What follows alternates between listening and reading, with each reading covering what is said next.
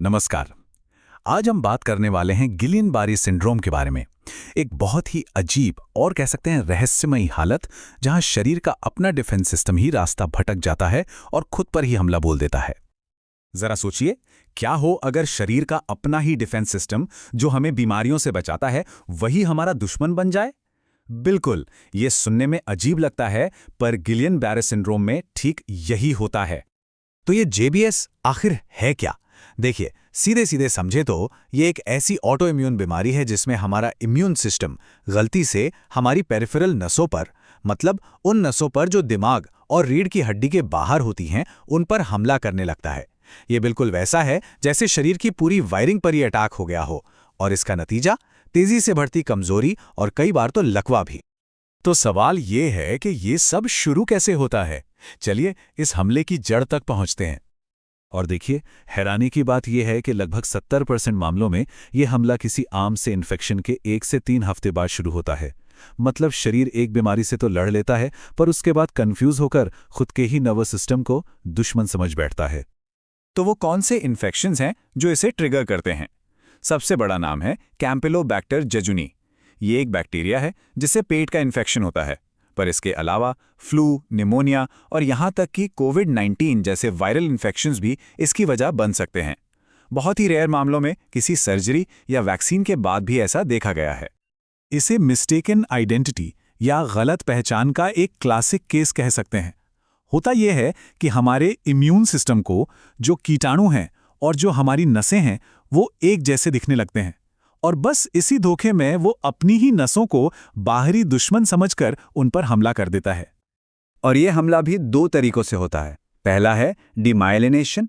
इसे ऐसे समझिए जैसे नसों के ऊपर एक प्रोटेक्टिव कोटिंग होती है, बिल्कुल बिजली की तार पर चढ़े प्लास्टिक इंसुलेशन की तरह। इस हमले में इम्यून सिस्टम उसी इंसुलेशन को खुरच कर निकाल देता है। इससे क्या होता है? नर्व के सिग्नल या तो धीमे हो जाते हैं या ब्लॉक हो जाते हैं। दूसरा तरीका है एक्सोनल डैमेज। इसमें हमला और भी सीधा होता है।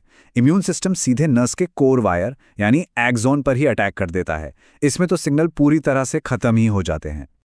तो जब शरीर के अंदर इतनी बड़ी गड़बड़ चल रही हो, तो डॉक्टर्स इसका पता कैसे लगाते हैं? आइए अब इसकी जासूसी, मतलब इसकी डायग्नोसिस की प्रक्रिया को समझते हैं। जीबीएस की पहचान का एक बहुत बड़ा क्लू है इसका पैटर्न।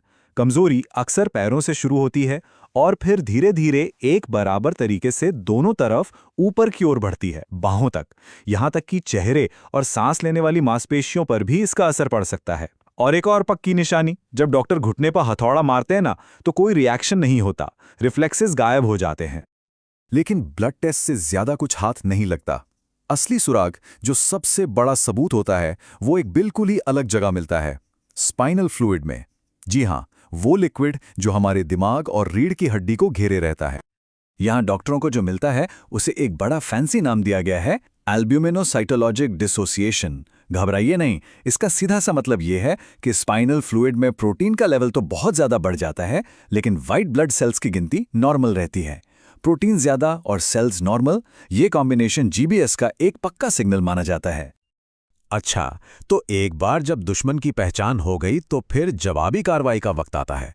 देखते हैं कि मेडिकल टीम इस अटैक से लड़ती कैसे है।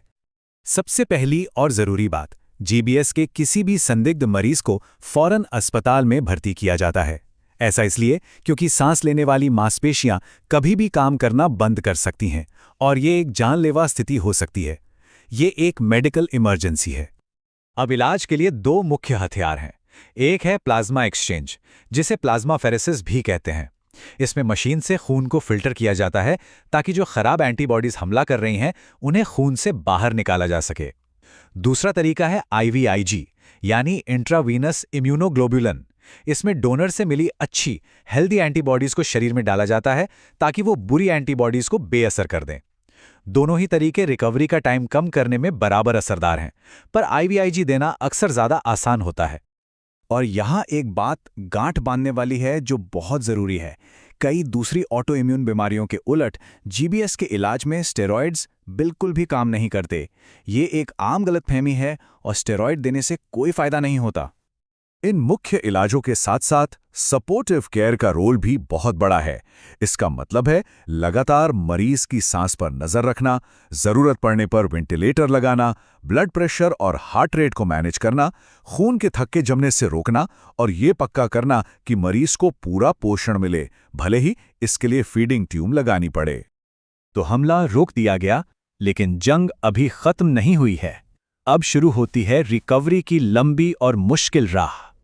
देखिए, इसका एक टिपिकल पैटर्न होता है।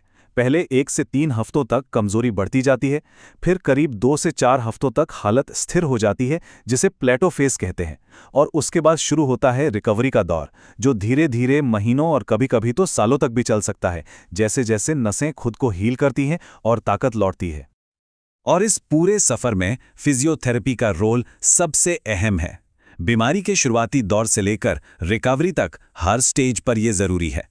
शुरुआत में ये शरीर को अकड़ने से बचाती है और बाद में मांसपेशियों को फिर से ट्रेन करने और ताकत वापस लाने में मदद करती है। इतनी मुश्किल लड़ाई के बावजूद एक अच्छी खबर है, और वो ये कि ज़्यादातर लोग इससे उभर जाते हैं। करीब 80 से 85% लोग पूरी तरह या लगभग पूरी तरह ठीक हो जाते हैं। हाँ, लगभग 10% लोगों में कुछ हल्की फुल्की कमजोरी रह सकती है, और दुर्भाग्य से करीब 5% मामलों में कॉम्प्लिकेशंस की वजह से जान का खतरा भी होता है। तो कुल मिलाकर इस पूरी कहानी का सार क्या है?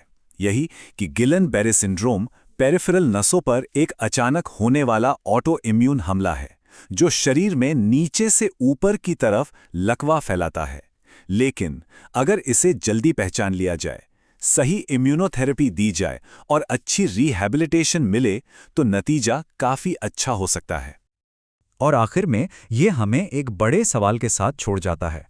गलत पहचान का ये जो अजीब सा केस है, ये हमें हमारे अपने इम्यून सिस्टम की पेचीदा दुनिया के बारे में और क्या-क्या सिखा सकता है। सोचने वाली बात है।